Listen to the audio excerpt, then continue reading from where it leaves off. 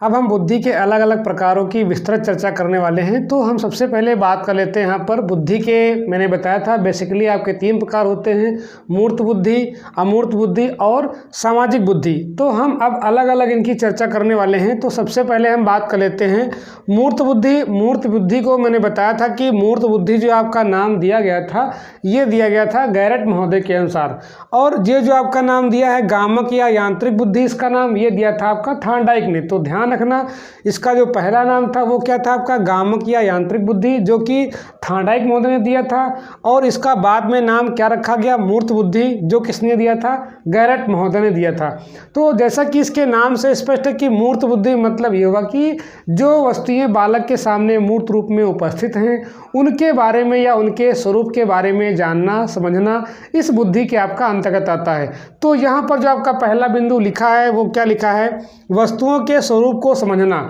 और एक बात ध्यान रखिए कि यहाँ पर इसी को हम जो है व्यवहारिक बुद्धि बोलते हैं। अच्छा, व्यवहारिक बुद्धि क्यों बोलते हैं, मतलब ये हुआ कि अगर हम व्यवहारिक बुद्धि की बात करें तो कहने का मतलब ये हुआ कि ऐसी बुद्धि जो व्यवहारिकता ज़्यादा प्रयोग की जाती हो। मतलब ये हुआ कि जो चीज़ों को हम देख करके जो है अपने दिमाग में कंसेप्ट बनाते हैं या उसके बारे में जो है समझने का सोचने का प्रयास करते हैं, उसे हम क्या बोलते हैं, व्यवहारिक बुद्धि या मूर्त बुद्धि बोल देते हैं। मतलब इसका हम ज़्यादा अपने जीवन में यूज़ करते हैं, इसलिए से हम व्यवहारिक बुद्धि के नाम से भी जानते हैं। तो वस्तुओं के जो बाहरी स्वरूप होता है या वस्तुओं के स्वरूप को जानना समझना इसी बुद्धि के आपका अंतर्गत आता है। यहाँ पर जो दूसरा बिंदु है वो दिया गया है मूर्त वस्तुओं को समझना। मैंने कहा कि मूर्त वस्तुएं वह वस्तुएं होती हैं जो आपके सामने आप प्रत्यक्ष रूप से देख रहे हैं, मतलब जिनका हम प्रत्यक्षीकरण कर सकते हैं, जिनको हम अपनी दृष्टि से देख सकते हैं। तो ये हुआ कि आपका मूर्त वस्तुएं। तो मूर्त वस्तुओं को समझने में हम क्या करते हैं, मूर्त क्रियाएं करते हैं। तो यहाँ पर वही बात दिखी है कि मूर्त वस्तुओं को समझने व मूर्त क्रियाओं को करने में, ठीक है। तो अगर ऐसा हम कोई कार्य करते हैं कि मूर्त जो चीज़ें आपकी सामने उपलब्ध हैं उनको हम देखते हैं, उनके बारे में हम अपना विचार व्यक्त करते हैं, उनके बारे में हम अपनी तर्क शक्ति का प्रयोग करते हैं, तो उसे हम क्या बोलते हैं, मूर्त बुद्धि बोल देते हैं। अब देखिए इसे जो है गामक या यांत्रिक बुद्धि क्यों कहा गया। तो इसमें अगर हम इसको समझना चाहें तो हम ये कह सकते हैं कि कुछ बालक ऐसे होते हैं जो क्या करते हैं, मान लीजिए कोई आप जो है आपका परिवार का बच्चा है या कोई लड़का है, वो जो है कोई सामान लेकर के आया, कोई जो है पंखा लेकर के आया, मान लीजिए कोई छोटी सामान लेकर के आया मेले से, तो उसको जो है खोलने का प्रयास करता है। मतलब जो भी उसके सामने चीज़ें होती हैं उसकी जिज्ञासा होती है कि इसको हम जानने का प्रयास करें, तो उसको तोड़ने का, उसको जोड़ने का, उसको खोल करके पुनः उसको बनाने का जो है प्रयास करता है। तो और उसको जो एक अलग नए ढंग से, मतलब जो चीज़ें उसके साथ में हैं उन चीज़ों को तो देखते देखता उसके बाद जब खोलता है तो वो अपने हिसाब से उसको एडजस्ट करने का प्रयास कर लेता है, ठीक है। तो ये बुद्धि क्या होती है आपकी, जोड़ने तोड़ने की बुद्धि क्या होती है, यांत्रिक बुद्धि हो जाती है। ये प्रायः कई बालकों में पाई जाती है। तो अगले हम बात करते हैं यहाँ पर आपका गामक। गामक क्या होता है, मतलब ये हुआ कि जो आपकी मांसपेशियाँ होती है, जो मांसपेशियों द्वारा कार्य करते हैं वो आपका गामक में आता है। उसको बोलते हैं क्या, मोटर या मैकेनिका बोल देते हैं यहाँ पर। तो इसमें खेल कूद आपका है, नृत्य है, तो ये किस में आपका आता है, गामक में आता है। मतलब जो हमारी बड़ी मांसपेशियाँ होती हैं जो उनसे हम काम करते हैं वो आपका गामक बुद्धि के अंतर्गत आता है। तो यांत्रिक का मतलब ये हुआ कि जो है जो यंत्र होते हैं, जो छोटे बच्चे होते हैं वो जो हमको जोड़ने का, उनको तोड़ने का प्रयास करते हैं। और गामक में क्या आता है आपका खेल कूद और आपका नृत्य आता है। तो ये आपका मूर्त बुद्धि हो गया।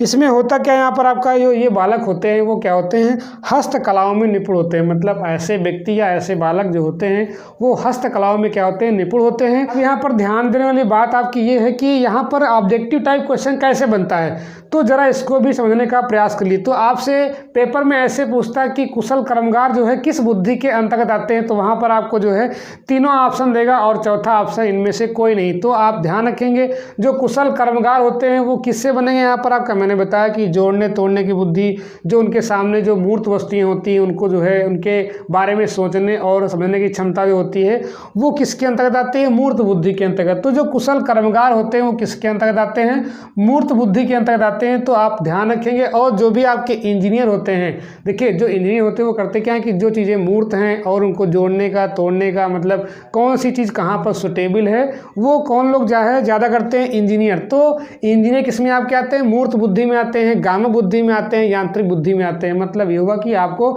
ये तीनों नाम आपको याद रखना है, गामक बुद्धि, यांत्रिक बुद्धि और मूर्त बुद्धि।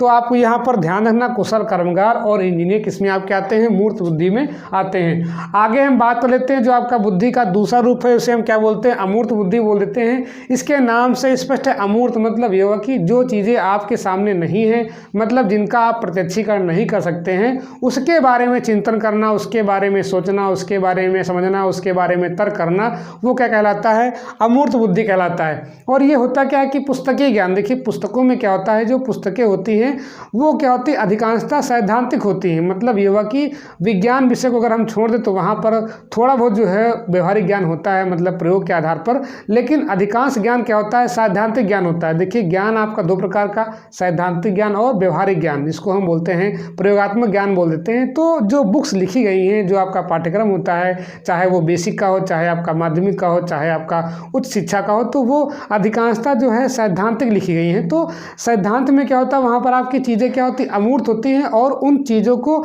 आपको जो है अमूर्त रूप में स्वीकारना होता है, उनको समझना होता है, उनको जो है उनके बारे में तर्क करना होता है। तो जो पुस्तकीय ज्ञान होता है वो टोटली डिपेंड किस पे आपका होता है, वो अमूर्त बुद्धि पर ही डिपेंड होता है। दूसरी हम बात करें तथ्यों की जानकारी, मतलब जो आपकी फैक्चुअल इन्फॉर्मेशन होती है, मतलब अगर हमने कोई फैक्ट पढ़ा है तो वो चीज़ें पहले हो चुकी हैं, वो व्यवहारता अब इस समय यूज में नहीं है, लेकिन जो फैक्ट है वो फैक्ट है, बस आपको उसके बारे में चिंतन करना है। मतलब वो चीज़ें आपके सामने नहीं, जैसे आपका इतिहास आपका पढ़ाया जाता है तो वो क्या व्यवहारिक तो है नहीं, वो है तो सैद्धांतिक ही, और वो सैद्धांतिक है तो हमें करना क्या, उसको पढ़ना है। मतलब जो चीज़ें हमारे सामने नहीं है, अब इतिहास तो हमारे सामने होगा नहीं, तो उसका हमें केवल अमूर्त चिंतन करना है कि हाँ ऐसा हुआ होगा, उसके बारे में हम जो है उसे हम क्या बोलते हैं, अमूर्त चिंतन बोल देते हैं। यहाँ पर आपका सोचना समझना, मतलब जो चीज़ें अमूर्त हैं उसके बारे में सोचना समझना। समस्या समाधान, मतलब जो चीज़ें आपको अमूर्त रूप में दी गई हैं उनके जो है समस्याओं का समाधान करना, वो भी क्या आता है, आपका अमूर्त बुद्धि के अंतर्गत ही आता है। अमूर्त चिंतन मनन मैंने यहाँ पर बात कर ली है। अमूर्त चिंतन मतलब जो चीज़ें लिखी गई हैं सैद्धांतिक रूप से, उनको जो है अपने साथ आत्मसात करते हुए उनको जो है चिंतन के आधार पर जो है उनका निष्कर्ष निकालना, उनका परिणाम निकालना, ये किस में आपका आता है, अमूर्त बुद्धि में आता है। विचार है, कल्पना है, मतलब अगर हम कोई विचार प्रस्तुत कर रहे हैं या कोई कल्पना हम कर रहे हैं तब भी क्या होता है, वहाँ पर आपकी अमूर्त बुद्धि ही होती है। इसमें और आपका आता है मानसिक प्रतिबिंब, मतलब ये हुआ जैसे आप मैथमेटिक्स पढ़ते हैं, 2D फिगर आप पढ़ते हैं, 3D फिगर बनते हैं, तो वहाँ पे क्या होता है कि हम जो है एक इमेज बनाते हैं अपने जो है दिमाग में कि ऐसा ऐसा फिगर होता है, या कोई ऐसे मान लीजिए हम कोई स्टोरी पढ़ते हैं तो उसका क्या बनता है, जो है कॉन्सेप्ट मैप बन जाता है। जैसे आपका कौवा प्यासा है, तो जैसे ही आप कहानी पढ़ेंगे तो क्या होता है कि उसकी एक इमेज बन जाती है कि जो है गर्मी का महीना है, ठीक है, एक घड़ा हुआ रखा हुआ है, चारों ओर जो है पानी की जो है कमी है और घड़े में थोड़ा पानी, तो वहाँ पर क्या होता है कि एक इमेज मैपिंग हो जाती है, तो उसे हम क्या बोलते हैं, यहाँ पर आपका मानसिक प्रतिबिंब बोलते हैं। तो ये भी क्या होता है आपका, वो है तो अमूर्त चिंतन ही, आपके सामने ना तो कौवा है ना तो आपका घड़ा है, बस क्या है कि आप दिमाग में एक इमेज बना रहे हैं, उसी के आधार पर जो है यहाँ पर आप जो है चिंतन मनन कर रहे हैं। अगला यहाँ पर आपका शब्द और प्रतीक। देखिए आप जब मैथमेटिक्स पढ़ते हैं तो वहाँ पर क्या होता है, जैसे अगर हम सिंबल दे दें यहाँ पर मैथमेटिक्स में, ये किसका साइन है, तो आप कहते हैं कि परपेंडिकुलर आपका लंब का साइन है, ठीक है। ये आपका क्या है, आपका लेस देन का है, ये आपका क्या है, ग्रेटर देन का है, ये आपका इक्वल का है, ये आपका जोड़ का है, ये आप घटाना का आपका है। तो ये क्या है, सिंबॉलिक रिप्रेजेंटेशन है, और इसी के आधार पर क्या होता है, आप जो है उसी प्रतीक से आप जो है चिंतन करते हैं और अपने जो सवाल होते हैं उनको हल करने का प्रयास करते हैं। तो ये जो प्रतीक होते हैं, जो शब्द होते हैं, शब्दों के आधार पर जो है हम चिंतन करते हैं, ठीक है। मतलब कोई भी आपका शब्द हो, जैसे हम कहते हैं यहाँ पर आपका जो है परपेंडिकुलर ही है, ठीक है, तो हम उसको जो है परपेंडिकुलर के अंदर जो है समझने का प्रयास करते हैं कि परपेंडिकुलर होता क्या है। शब्द पकड़ते हैं, शब्द के माध्यम से हम उसके जड़ तक जाने का प्रयास करते हैं, तो वो है तो अमूर्त चिंतन ही। तो आगे हम बात करते हैं यहाँ पर आपका, इसमें जो आपके मुख्य आते हैं वो कौन कौन आते हैं। दार्शनिक हो गए, आपके जो फिलासफर्स होते हैं वो भी क्या होते हैं, जो दर्शन शास्त्र होता है उसका अमूर्त चिंतन करते हैं। मतलब ये हुआ कि दर्शन जो है वो क्या आपका एक प्रकार से जो है पूर्णतः क्या है, अमूर्त चिंतन ही तो है। चीज़ों को जो है एनालाइज करना, ज्ञान क्या है, ज्ञान क्या स्वरूप क्या है, ये सब क्या यहाँ पर आपका दर्शन ही तो है। महात्मा गांधी का दर्शन है, रविन्द्रनाथ टैगोर का दर्शन है, विवेकानंद जी का दर्शन है, तो सारे के सारे जितने भी आपके दर्शन हैं वो सब क्या यहाँ पर आपके जो हैं वो अमूर्त चिंतन पर आधारित हैं। और जो दार्शनिक होते हैं, जैसे आप गांधी जी को ले लीजिए, यहाँ पर आपका विवेकानंद जी हैं, रविन्द्रनाथ टैगोर जी हैं, अरविंद घोष जी हैं, तो ये सब क्या आपके हैं, ये सब आपके क्या हैं, दार्शनिक हैं। मतलब ये हुआ कि इन्होंने जो है अमूर्त चिंतन के आधार पर अपने जीवन से जो कुछ सीखा उसको जो है उन्होंने विवर्णित किया है। आगे हम बात करते हैं यहाँ पर आपका कलाकार। कलाकार भी क्या होते हैं, ये अमूर्त चिंतन करते हैं। मतलब ये हुआ कि देखिए कलाकार आप ऐसे नहीं बनेंगे, जब कुछ आप अलग करेंगे, अपनी जो है अपनी नेक्स्ट लेवल थिंकिंग करेंगे, मतलब जो अमूर्त चिंतन आप करेंगे, कुछ नया निकालेंगे, तभी आप जो यहाँ पर आप कलाकार बन सकते हैं। तो कलाकार हो गया आपका, दार्शनिक हो गया, कहानीकार होता है। कहानीकार भी क्या होता है कि दिमाग में ही जो है माइंड मैप करता है कि कहानी ऐसी होनी चाहिए, ये घटना ऐसी होनी चाहिए, घटना में क्रमबद्धता कैसी होनी चाहिए। तो अमूर्त चिंतन के आधार पर ही क्या होता है, वो चीज़ों को अरेंज करता है और जो है एक क्रमबद्ध तरीके से जो है उसको जो है प्रेजेंट करता है अपने आपके सामने जो है। फिर आप बात करते हैं साहित्यकार। साहित्यकार भी क्या होता है कि जब भी कोई कहानी, कविता या कोई गद्यांश या पद्यांश लिखता है तो वहाँ पर भी जो है वो अमूर्त चिंतन के आधार पर ही लिखता है। मतलब जो प्रकृति में हो रहा है या जो समाज या देश काल में हो रहा होता है, उसको अपने चिंतन या अमूर्त चिंतन के आधार पर जो है एक क्रमबद्ध तरीके से जो है लिखता है, उसको जो है व्यवस्थित करता है। तो यहाँ पर आप ध्यान देने की बात यह है कि क्वेश्चन कैसे बनता है। तो आपसे ऐसे क्वेश्चन बना है कि कहानीकार जो है किस बुद्धि के अंतर्गत आते हैं, दार्शनिक किस बुद्धि के अंतर्गत आते हैं, ठीक है, साहित्यकार किस बुद्धि के अंतर्गत आते हैं। तो वहाँ पर आपको ऑप्शन में मिलेंगे, तो आप जो है किसके साथ जाएंगे, यहाँ पर आपका अमूर्त बुद्धि के साथ जाएंगे। आगे हम बात कर लेते हैं यहाँ पर आपका सामाजिक बुद्धि। जैसा कि इसके नाम से स्पष्ट है, सामाजिक मतलब ये हुआ कि ऐसी बुद्धि जो किसी व्यक्ति को समाज में जो है रहने के आधार पर जो है निर्धारित की जाए। मतलब कुछ लोग क्या होते हैं कि जो है अपने आप को समाज में अधिक लोकप्रिय या अधिक श्रेष्ठ, ठीक है, या सम्मान पाने के लिए जो है ज़्यादा प्रयास करते हैं कि हम जो है और अच्छा बेहतर अपना प्रयास करें कि लोग जो है हमारी तरफ आकर्षित हों। तो उसे हम क्या बोलते हैं, सामाजिक बुद्धि बोल देते हैं। तो यहाँ पर क्या लिखा है, सबको आकर्षित करने व लोकप्रिय बनने की अधिक क्षमता। मतलब ये हुआ कि लोगों को अपनी ओर अट्रैक्ट करने की या अपने आप को जो है लेवेबल, मतलब जो है सभी का प्यारा बनने के लिए जो है प्रयास करते हैं लोग या व्यक्ति। तो उसे हम क्या बोलते हैं, सामाजिक बुद्धि बोलते हैं। मतलब ये कह सकते हैं कि वो जो व्यक्ति है वो सामाजिक बुद्धि वाला है। आगे हम बात करते हैं यहाँ पर समाज में समायोजन करने व सामाजिक कार्य में भाग लेने की। मतलब ये हुआ कि जो ये बालक या जो व्यक्ति होते हैं वो करते क्या है कि सोसाइटी में जो है अपने आप को जो है एडजस्ट करते हैं। मतलब जैसा वहाँ का माहौल होता है वैसे जो है ढलने का प्रयास कर लेते हैं। जो भी वहाँ की पृष्ठभूमि हो, चाहे सांस्कृतिक पृष्ठभूमि हो, चाहे आपकी आर्थिक पृष्ठभूमि हो, चाहे आपकी भौगोलिक पृष्ठभूमि हो, जैसी वहाँ की पृष्ठभूमि होती है उसके अकॉर्डिंग जो है अपने आप को एडजस्ट करने का प्रयास करते हैं। तो यहाँ पर मेन वर्ड क्या निकल के आया है कि समायोजन। मतलब जो समाज के साथ आप जो है समायोजन कर रहे हैं, अगर उसे हम क्या बोलते हैं, सामाजिक बुद्धि बोल देते हैं। अगला यहाँ पर आपको जो महत्वपूर्ण बिंदु है, अपने को समाज के अनुकूल व्यवस्थित व प्रतिस्थापित करना। मतलब ये हुआ कि जैसा समाज जैसे समाज की आवश्यकताएं हैं और जैसे वहाँ का रवैया है उसी के अकॉर्डिंग आपको जो है अपने आप को अगर बना पा रहे हैं तो उसे हम क्या बोलते हैं, सामाजिक बुद्धि वाला व्यक्ति बोल देते हैं। मतलब ये हुआ कि उस बालक में या उस व्यक्ति में सामाजिक बुद्धि का प्रत्यय डेवलप हो गया है।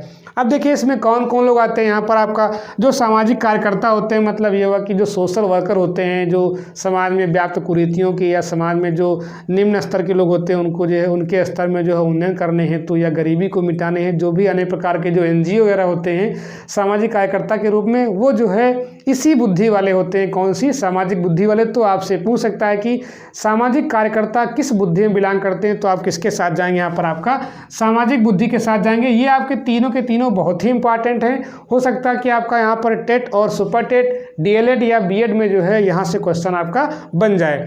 फिर आगे देखते हैं यहाँ पर आपका राजनीतिक। मतलब जो राजनेता होते हैं वो भी क्या होते हैं, सामाजिक होते हैं। देखिए अगर आपका राजनेता या राजनीतिक अगर सोशलिस्ट नहीं होगा वो, तो उसको फिर बहुत दिक्कतें होंगी, क्योंकि उसको क्या है कि जनता को जो है अपने लुभावने वादों से जो है उसको परिचित कराना है और वादे करके फिर भूल जाना है।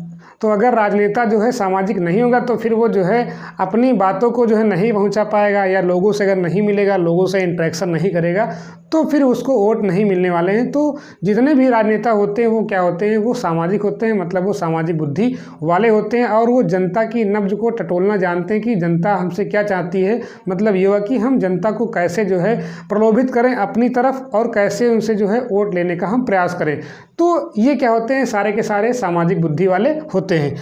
आगे हम बात करते हैं व्यवसायी। मतलब ये हुआ कि जो दुकानदार या जो व्यवसाय करते हैं वो भी क्या होते हैं, सामाजिक बुद्धि वाले होते हैं। मतलब कस्टमर से कैसे हमको डीलिंग करनी है, व्यवसाय में हमें कैसे जो है अपने व्यवसाय को बढ़ाना है, लोगों से हमें कैसे बातचीत करनी है कि कैसे जो है अधिक से अधिक लोग जो है हमसे जुड़ पाएँ और हमारे व्यवसाय में वृद्धि कर पाएँ। तो जितने भी आपके व्यवसायी होते हैं वो क्या होते हैं, सामाजिक बुद्धि वाले होते हैं। अगर उनकी सामाजिक बुद्धि विकसित नहीं होती है तो फिर वो जो है अपने व्यवसाय को जो है सही रूप से संचालित नहीं कर पाते हैं और लास्ट में क्या होता है, उनको नुकसान ही होता है। तो व्यवसायी जितने भी होते हैं, जितने राजनीतिक होते हैं, जितने भी आपके यहाँ पर सामाजिक कार्यकर्ता होते हैं, वो सारे के सारे क्या होते हैं, सामाजिक बुद्धि वाले होते हैं।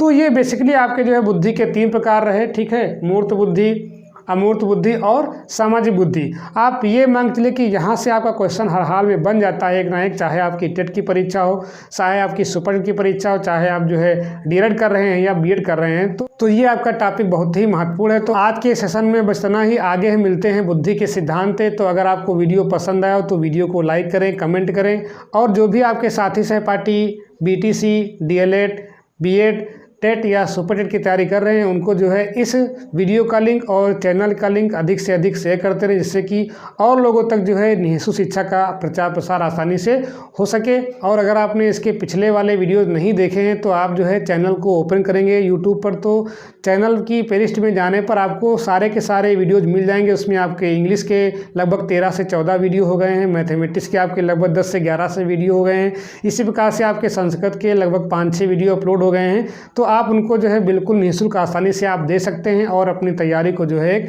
अच्छी गति और अच्छी दिशा प्रदान कर सकते हैं। इसी के साथ आप सभी को इस वीडियो में जुड़ने के लिए धन्यवाद। Thanks for watching.